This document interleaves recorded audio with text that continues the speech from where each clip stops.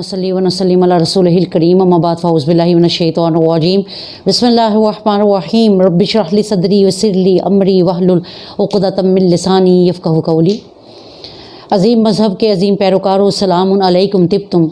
आप सुन रहे हैं क़ससुल अंबिया में मज़हबी स्कॉलर अज़मत ज़हीर कादरी से हज़रत यूनुस अलैहिस्सलाम के बारे में मुफस्सल बयान।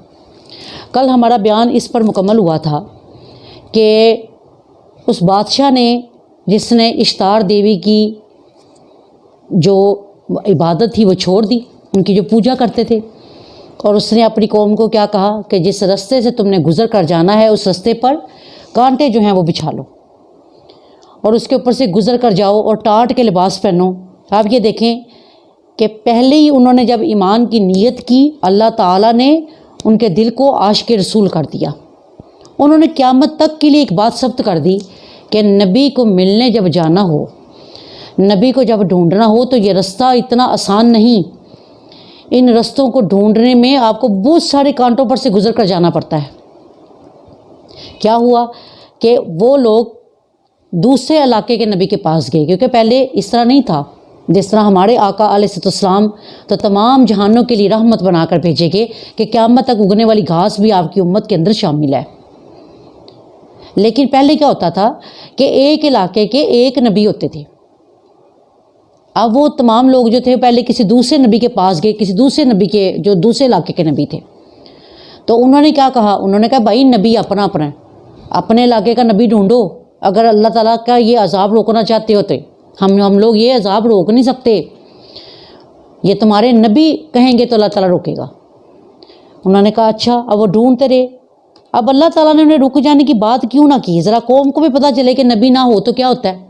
अल्लाह ताला हज़रत यूनुस अलैहिस्सलाम को रोक सकते थे, वही रास्ते में भेज देते कि यहीं से वापस हो जाएं, लेकिन नहीं, अल्लाह ताला ने नहीं रोका कि पता चले ज़रा उम्मत को कि जब नबी सर पर ना हो तो फिर क्या कुछ होता है। अब वो बादशाह ऐलान करता जा रहा है, रब्बना आमन्ना बिमा जा बिही यूनुस, ए हमारे रब, हमारे यूनुस अलैहिस्सलाम को वापस कर दे, हम ईमान ले आए जिस पर वो कहेगा हम ईमान लाएंगे। तो बादशाह ने कहा पहली ज़िल हज को इस कौम ने तौबा करनी शुरू की और 10 ज़िल हज को इनकी तौबा कबूल हो गई। ये वो मकबूलियत की रातें और दिन जिनके बारे में आका अलैहिस्सलाम ने शाह फरमाया ये बेहतरीन कबूलियत के दिन हैं। जिसने एक रोज़ा रखा 9 ज़िल हज का, उसको 2 साल के रोज़ों का सवाब है, पिछले साल की बख्शिश और अगले साल की बख्शिश ये रोज़ा तुम्हें ले देता है। हज़रत फ़ज़ैल बिन अयाज़ ने शाह फरमाया कि इस कौम ने क्या दुआ की। उन्होंने कहा मौला हमारे गुनाह बहुत ज़्यादा है, तो हमारे गुनाहों को देख कर उस हिसाब से हम पर अपनी ये जो अज़ाब है वो ना भेज, अपनी रहमत को देख कर हम पर अपनी रहमत कर। जब उन्होंने इतनी बात की, क्या कहने लगे, अल्लाह अपनी शान के मुताबिक हमारे साथ सलूक कर। अब उनको ये दुआ किसने सिखाई कि इस तरह दुआ मांगो अल्लाह से। क्या मालूम हुआ कि जब इश्क इंसान को जाता है अल्लाह के हबीब के साथ, ज़ुबान पुकारती है, दिल रोता है, जब तक महबूब नज़र ना आए तब तक इंसान इल्तिजाएं करता रहता है। 10 ज़िल हज को अजाब तो जो था वो वहीं का वहीं रुका रहा, कौम पर अजाब नहीं आया। हज़रत यूनुस अलैहिस्सलाम आप तो निकल गए। जब आप निकले तो आपने जाते ही क्या देखा कि जहाज़ तैयार है। सूरह सवाफ़ात में देखे कि बताया गया कि जहाज़ तैयार था। आपने बैतुल मक़दस जाना था, लेकिन दरअसल उस वक़्त जहाज़ जो था वो ऐन भंवर के अंदर जाकर, जहाँ गहराई बहुत होती है, वहाँ जाकर वो अड़ गया। अब क्या हुआ, जो मल्लाह थे, जो किश्ती के नाखुदा थे, उन्होंने क्या कहा कि हमारा अकीदा तो ये है कि सबसे पहले तो सामान फेंको, जहाज़ को हल्का करो कि कहीं सामान समेत हम सब के सब डूब ना जाएं। उन्होंने सामान फेंकना शुरू कर दिया कि शायद इसके ऊपर लोड बहुत ज़्यादा हो गया, लेकिन जहाज़ वैसे ही भंवर के अंदर घूमता जा रहा है, आगे नहीं जाता। उन्होंने नाखुदा ने क्या कहा, जो किश्ती का मल्लाह था, उसने कहा हमारे बुज़ुर्गों ने हमें ये कीदा बताया है कि जब इस तरह बेड़ियाँ रास्ते में अड़ जाएं तो कोई ग़ुलाम अपने आका से भाग कर आया होता है اس ملاح کا اتنا کہنا تھا کہ یونس علیہ السلام کے دل کے اوپر وہ بات لگ گئی. انہوں نے کہا اس نے یہ کیا الفاظ کہہ دیے ہیں. آپ فوراً کھڑے ہوتے ہیں اور کیا ارشاد فرماتے ہیں, مجھے دھکا دو, میں ہی اپنے مالک سے بھاگا ہوا غلام ہوں. انہوں نے کہا یا حضرت آپ کا تو چہرہ اتنا نورانی ہے, ہم کیسے آپ کو کہہ سکتے ہیں کہ آپ اپنے مالک کو چھوڑ کر بھاگے ہوئے غلام ہوں گے. آپ نے فرمایا نہیں تم مجھے دھکا دے دو میں جاتا ہوں. انہوں نے کہا نہیں یا حضرت ایسے نہیں, ایسا کرتے ہیں ہم لوگ قرآن ڈال لیتے ہیں. قرآن کے اندر بھی یہ اشارہ آیا, اللہ تعالیٰ نے فصاحما کا لفظ ارشاد فرمایا, 3 دفعہ قرآ ڈالا گیا اور تینوں دفعہ حضرت یونس علیہ السلام کا نام آیا. اللہ تعالیٰ نے آپ کا ہی نام بار بار ان کو قرآن کے اندر جو ہے وہ دکھایا. انہوں نے آپ کو دریا کے اندر دھکیل دیا اور بعض روایتوں میں آیا کہ آپ نے خود ہی بھنور کے اندر چھلانگ لگا دی. فوراً اللہ تعالیٰ نے ایک مچھلی, یہ بات یاد رکھیں, انگریزوں نے جو تحقیق کی انہوں نے کہا جی 33 قسم کی ویل مچھلی ہیں, 32 تو وہ ہیں جن کے جسم کے اندر جانے کا رستہ صرف اتنا ہے جتنا یہ جو آپ گولف کھیلتے ہیں لوگ, اس کا جو بول ہوتا ہے چھوٹا, صرف اتنا رستہ ہے ان کے پیٹ کے اندر. لیکن ایک ویل مچھلی ایسی ہے جو ان سب سے بڑی ہے, سپرن جس کا نام ہے, اس کے جسم کے اندر اتنی کیپیسٹی موجود ہے کہ پورا ایک بندہ اس کے اندر رہ سکتا ہے. اس وقت کیا ہوا, 104 تک اس کا درجہ حرارت ہوتا ہے پیٹ کا, کہ 104 تک بخار جو ہے وہ آپ برداشت کر سکتے ہیں. جب اس سے ابو ہوتا ہے پھر ڈاؤز بلا من ذالک بندے کو جھٹکے لگنے لگ جاتے ہیں, ذہنی توازن بندے کا خراب ہو سکتا ہے. 104 تک اس کے پیٹ کا درجہ حرارت ہے. اور بعض نے تو تحقیق کر کے کیا کہا کہ اس مچھلی کے 4 پیٹ ہوتے ہیں, اتنی بڑی مچھلی ہے یہ. اللہ تعالیٰ نے بہرحال اس کو حکم دیا سپرن کو کہ فلتقمہ الحوت, کیا فرمایا اے مچھلی نگل جا, چبانا نہیں.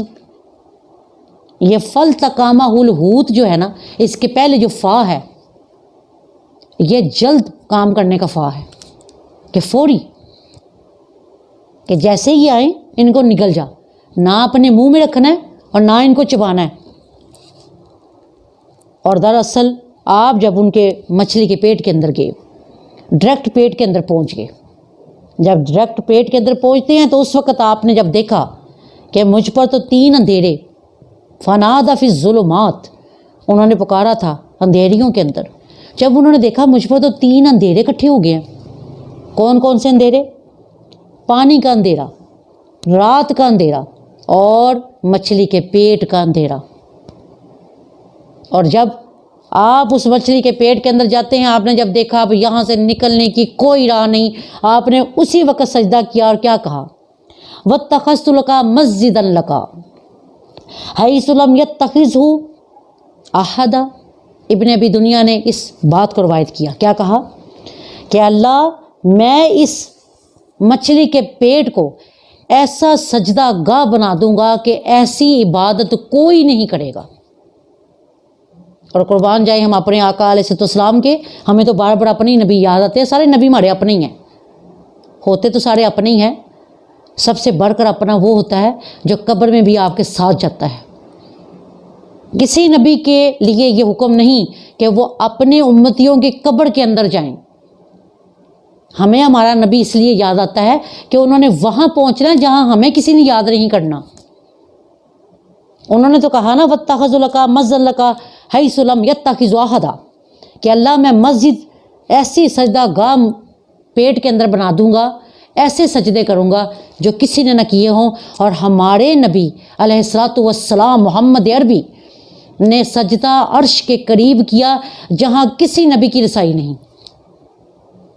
یہ ایک ضمن بات آتی ہے, میرا یہ طریقہ کار یہی ہے کہ جب بھی میں درس دیتی ہوں میں سب سے پہلے کسی بھی نبی کی بات ہو, میں سب سے پہلے اپنے نبی کی بات کرتی ہوں. تو کیا شاہ فرمایا کہ نبی کریم صلی اللہ علیہ وسلم نے اس جگہ کو سجدہ گاہ بنایا جہاں پر کسی مقرب فرشتے, کسی جلیل القدر نبی کی رسائی نہیں. جب وہ اس کے اندر تشریف لے گئے مچھلی کے پیٹ کے اندر, سورۃ الانبیاء ورس نمبر 87, فنادی فی الظلمات لا الہ الا انت سبحانک انی کنت من الظالمین. پھر وہ اندھیریوں میں پکارا یعنی اپنے جسم کا پورا زور لگا کے جب انہوں نے اللہ کو پکارا اور کیا کہا، پاک ہے تو میرے اللہ، کوئی نہیں پروردگار تیرے سوا، اور بے شک میں ہی ظلم کرنے والوں میں سے ہوں، بے شک میں ہی گناہ گار ہوں، میرے اللہ میں نے تیری وحی کا انتظار نہیں کیا۔ اور اللہ کے قربان جائے، اللہ نے ساتھ کیا فرمایا، فَاسْتَجَبْنَا لَهُ فَنَجَّيْنَاهُ مِنَ الْغَمِّ وَكَذَلِكَ نُنْجِي الْمُؤْمِنِينَ۔ اللہ تعالیٰ نے کیا شاہ فرمایا، اے یونس، نبیوں کا فائدہ یہی ہوتا ہے کہ ہر نبی کا ہر امت کو فائدہ ہو۔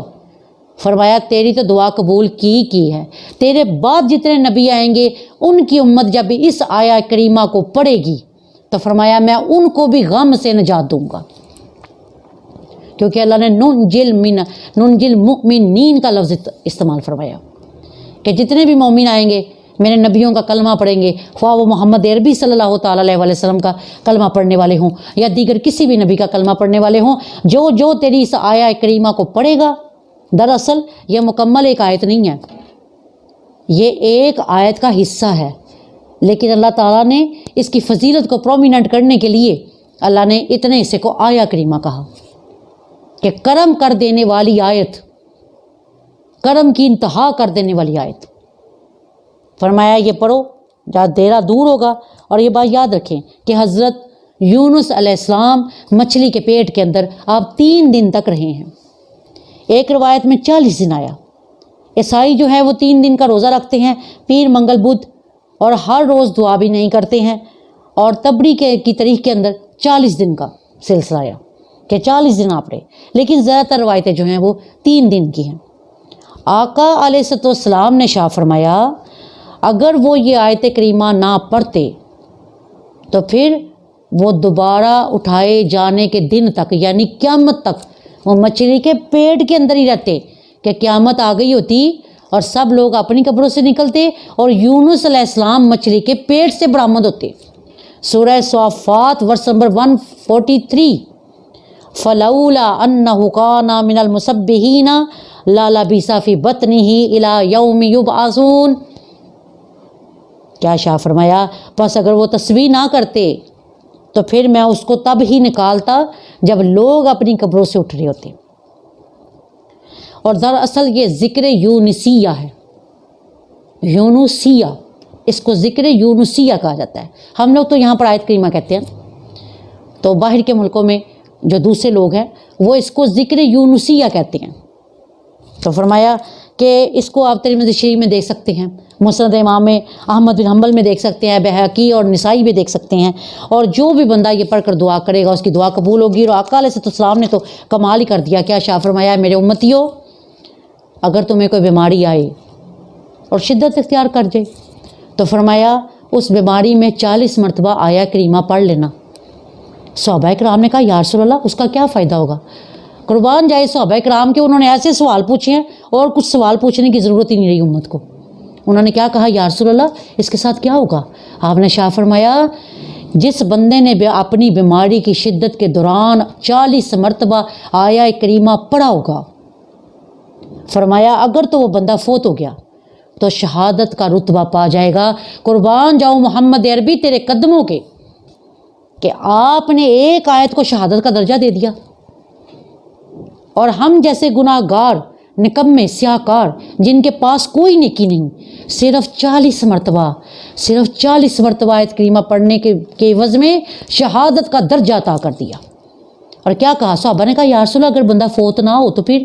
فرمایا پھر اس کے گناہ بخشے جائیں گے۔ سبحان اللہ، اللہ جل شانہ، اللہ تو نے کیسی کیسی چیزیں اپنے نبی کو عطا کر دی۔ کیا شاہ فرمایا ایک اہم چیز وہ کیا کہ جب بھی دنیا میں بہت سخت مصیبت ہو، بہت سخت مصیبت، تو اس آیا کریمہ کو ضرور پڑھیں، ضرور بھی ضرور پڑھیں۔ اور بیماری سے شفا کے لیے 21 بار آیت کریمہ 15 دن تک یہ عمل کرے اور تازہ پانی پیے تو اللہ تعالیٰ اس کو شفائے کاملہ دے گا۔ اور رزق میں برکت کے لیے 1000 مرتبہ روزانہ۔ اور اگر کسی کا عہدہ چلا گیا، کوئی حق چھینا گیا، نعوذ باللہ من ذالک، اللہ نہ کرے کسی کا چلتا ہوا کاروبار بند ہو گیا، تو کیا کرے ہر نماز کے بعد 41 مرتبہ پڑھ لے، اور اگر سجدے میں جا کر پڑھے تو بہت ہی اچھا۔ اور دعا کیا کرے اور کیا تصور کرے کہ میں مچھلی کے پیٹ کے اندر بند ہوں، کیونکہ تصور کرنے سے، مراقبہ کرنے سے آپ کے وظائف کا جو سلسلہ ہوتا ہے وہ تبدیل ہو جاتا ہے۔ انشاءاللہ اس کے اور بھی وظائف ہیں، وہ میں آپ کو انشاءاللہ کل ایپیسوڈ میں بتاؤں گی۔ اللہ تعالیٰ اس درس کو قبول کر کے مقبول کرے۔ وما علینا الا البلاغ المبین وبلغنا رسولہ النبی الکریم الامین۔ تو یاسین مولا صلی وسلم دائما ابدا علی حبیبک خیر خلقی کلہم۔